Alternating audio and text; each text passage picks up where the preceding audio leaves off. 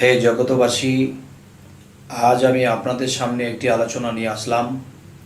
সে আলোচনাটি হলো যে পৃথিবীতে এসেছি আমরা, বিভিন্ন ধরনের কথা, বিভিন্ন ধরনের বিষয় আমরা দেখতে পাই। কিছু কিছু বিষয় আছে যে মাথায় ধরে না। তো মাথায় ধরে না, কিন্তু গভীর চিন্তা করতে গেলে ধরবে, কিন্তু সেই গভীর চিন্তার মধ্যে মাথাটা যায় না, কেননা সেই পরিস্থিতি আমরা কাটাইনি। তো আজকের যে কথাটি সেটি হলো, যারা আল্লাহর ইবাদত করে, যারা আল্লাহর সৎ পথে থাকে, যারা আল্লাহর পথে সাধনায় নিজেকে নিয়োগ করে রাখে, তাদের জ্বালা যন্ত্রণা বেশি, তাদের অভাব বেশি, এবং তারা অনেক মানুষের কাছে, অনেক মানুষ বলতে যারা 4 হাত পা নাক মুখ নিয়ে জন্ম নিয়েছে, এরকম মানুষদের কাছে তারা লাঞ্ছিত বঞ্চিত। কিন্তু এই লাঞ্ছিত বঞ্চিত হয়ে কিছু কিছু মানুষ মুচকি হেসে দেয়, আবার কিছু কিছু মানুষ এটার বিরোধ করে তার সাথে টক্কর দিয়ে কথা বলে যায়, তক্র বিতক্র করে এবং হাতও তোলে। তবে যে ব্যক্তি হাত তুলল, বোঝা গেল তিনি পূর্ণ মুমিন ব্যক্তি নয়। তো দেখা যায় যে কিছু কিছু ব্যক্তি আছে অনেক দুঃখ কষ্ট পাইল, যে শুধু শুধু একজন আরেকজনকে দুঃখ দিল। দেখা যায় সে সৎ পথে থাকে, তা দেখা যায় তিনি ইবাদত করে, তিনি সাধনা করে এবং মানুষের সাহায্য সহযোগিতা করে, কিন্তু কিছু কিছু লোক তাকে হিংসা করে, কিছু কিছু লোক তাকে যা মনে চায় তাই বলে, এক প্রকার অত্যাচারী করে তার সাথে চলে। কিন্তু এই অত্যাচারী মানুষের সাথে সে মুখ বুজে চলে এবং কিছু বললে সাথে সাথে করে দেয়, কিন্তু সে কখনো তাদের কথা টকিং করে না এবং তাদেরকে কথা ফেরত দেয় না। আচ্ছা, তাহলে এত একটা ভালো মানুষ যিনি আল্লাহর ইবাদত করে, তাহলে তাকে আল্লাহ সাহায্য করবে আর শত্রুপক্ষকে ধ্বংস করে দেবে?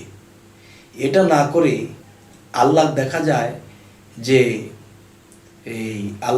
যায় যে এর দুঃখ কষ্ট হইতেই আছে, কিন্তু এরা তো একে অত্যাচার করে, তার সুখটা দেখে না, তার ভালোটা চায় না।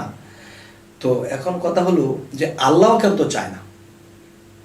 একজন মুমিন ব্যক্তি আল্লাহর ইবাদত করে, আল্লাহর পথের অগ্রসর হয়েছে এবং তিনি নিয়মিত আল্লাহর কাজ করে, আল্লাহ তাকে সাহায্য না করে, কিন্তু এদেরকেও কিছু বলে না আর ওনাকেও সাহায্য করে না। এই কারণটা কি? হে জগতবাসী, যে আল্লাহ বলতেছে, আল্লাহর যে মনোভাব, আল্লাহর কথা বা আল্লাহর যে মনোভাব, সেই বিষয়টি হলো যে আমার মুমিন, সে কখনো কমিনের কথায় রাগ করবে না। এক, যদি সে রাগ করে তাহলে সে মুমিন থাকবে না। এই একটি বিষয়। আরেকটি বিষয় হলো যে আমি যে বান্দাকে ভালোবাসি এবং যে বান্দা আমি আল্লাহকে ভালোবাসে, তখন সেই বান্দারা যখন আমার ইবাদত করে আমার দিকে অগ্রসর হয়, তখন আমি তাদের পথে কাঁটা দিই, দেখি কাঁটা পাড়াইয়া কি আসে নাকি পিছনে ব্যাগ রিটার্ন করে। এই একটা বিষয়। আরেকটা বিষয় হলো সামাজিক লাঞ্ছনাও তাকে দেই এবং বিভিন্ন অভাবনটনেও ফেলে দেই, বা বিভিন্ন মানুষকে সে নিজে উপকার করে কিন্তু মানুষ তার ক্ষতি করে। এই জিনিসগুলো যখন ঘটতে থাকে, তখন হে জগতবাসী, এই জিনিসগুলো যদি কারো ঘটতে থাকে, সে আলহামদুলিল্লাহ বলবেন যে হে আল্লাহ, তুমি আমাকে দুঃখ দাও, কষ্ট দাও, আমাকে সহিবার শক্তি দিও। আচ্ছা, তখন আল্লাহ দেখতেছে কি রে, আমার থেকে তো সে সেই দুঃখ কষ্ট যন্ত্রণা থেকে মুক্তি চায় না, সে তো সহিবার শক্তি চায়। তখন আল্লাহর আস্তে আস্তে তার প্রতি মায়া লাগতে থাকে। আচ্ছা, যাই হোক, এখানের আরেকটি বিষয় হলো আল্লাহ এই ধরনের লোকদেরকে যন্ত্রণা কেন দেয়? আল্লাহ এই ধরনের লোকদেরকে কেন যন্ত্রণা দেয়, এই কথাটাই বলবো। দেখুন, একজন মানুষ যখন একটা স্বর্ণের দোকানে যায়, যে তিনি 50,000 টাকার স্বর্ণ কিনবে, সেই স্বর্ণটাকে সে খাস মুক্ত করবে, এরপর এটাকে ডিজাইন করবে, এরপরে সে গলায় পরবে। তো এখন দেখা যায় কোনো মুমিন বা কোনো ইবাদতকারী বা কোনো আল্লাহর প্রেমিক ব্যক্তিকে যদি আল্লাহ দেখে যে সে মুমিন ঠিক আছে, তার মধ্যে কিছু দুষ্ত্রুটি বা কিছু বাকি আছে, তার স্বর্ণের মধ্যে কিছুটা খাস আছে বা কিছু ময়লাযুক্ত আছে, তখন কি করে দেখা যায় একটা স্বর্ণকার যখন নাকি এই স্বর্ণটাকে যখন পোড়া দেয় তখন খাস মুক্ত হয়। হে জগতবাসী, আমি যে কথাটি বোঝাইতে চাচ্ছি সেই কথাটি হলো, যতক্ষণ পর্যন্ত খাস মুক্ত না হবে ততক্ষণ পর্যন্ত স্বর্ণকার এটাকে পোড়া দেবে। আর যদি পোড়া দিয়ে যদি এই খাস মুক্ত না করে এবং এই স্বর্ণটাকে যখন বিক্রি করবে, কিংবা এই স্বর্ণকার যে এটাকে বানাইতে অর্ডার দিয়েছে সে কখনো এই স্বর্ণটা কিনবে না, বা বিল দিয়ে এই স্বর্ণটা নিবে না। তখন কি করতেছে, স্বর্ণকার এটাকে ভালো করে গলাইতেছে, ভালো করে খাস মুক্ত করতেছে, এরপরে সুন্দর ডিজাইন করতে গিয়ে আবার পোড়া দিতেছে। তখন এটাকে সুন্দর ডিজাইন যখন হয়ে যাবে, খাস মুক্ত হয়ে যাবে, তখন এটা গলায় উঠবে।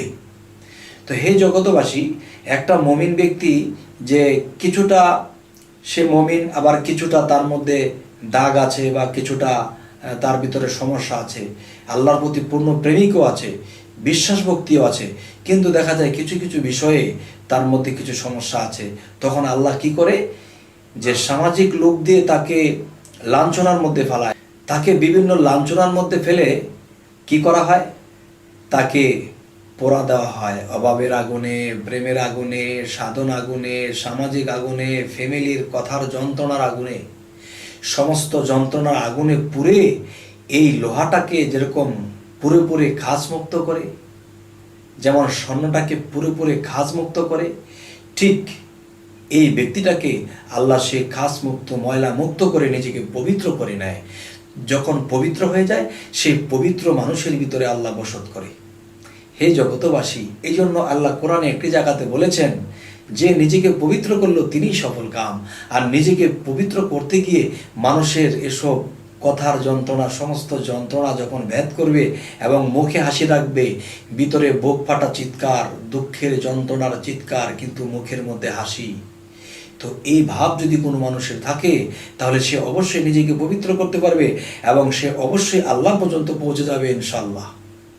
হে জগতবাসী, আমাদের এই চ্যানেলটির কথা যদি আপনাদের ভালো লাগে তাহলে অবশ্যই সাবস্ক্রাইব করুন, আমাদের বাকি ভিডিওগুলো পেয়ে যাবেন। তো আজ এই বলেই রাখছি, সকলেই ভালো থাকবেন।